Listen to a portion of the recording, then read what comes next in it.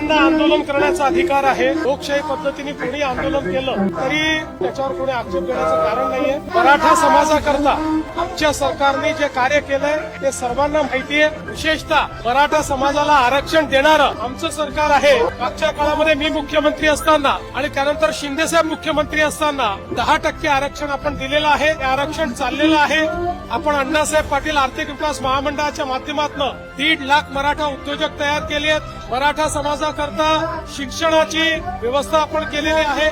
मराठा समाजाकरता मुलांना राहण्याकरता आपण योजना शिक्षणाच्या वेळी त्यांना भत्ता देण्याची योजना तयार केलेली आहे। वेगवेगळ्या माध्यमातून आपण आपल्या सर्व स्पर्धा परीक्षांमध्ये मराठा समाज जास्तीत जास्त संख्येने आला पाहिजे याकरता सारथीच्या माध्यमातून काम केलं आणि त्यामुळे अनेक IAS अधिकारी या ठिकाणी सारथीच्या माध्यमातून आपण तयार केलेले आहेत। MPSCचे अनेक यशस्वी विद्यार्थी हे सारथीच्या माध्यमातून तयार केलेले आहेत। महाराष्ट्र सरकारने मराठा समाजाकरता खूप मोठ्या प्रमाणात काम केलेलं आहे। पुढेही आम्ही करणार आहोत। त्यामुळे या संदर्भात कोणाच्याही मनात शंका असण्याचं कारण नाही। पण लोकशाही मार्गाने कोणी आंदोलन करत असेल तर त्यांची मागण्या समजून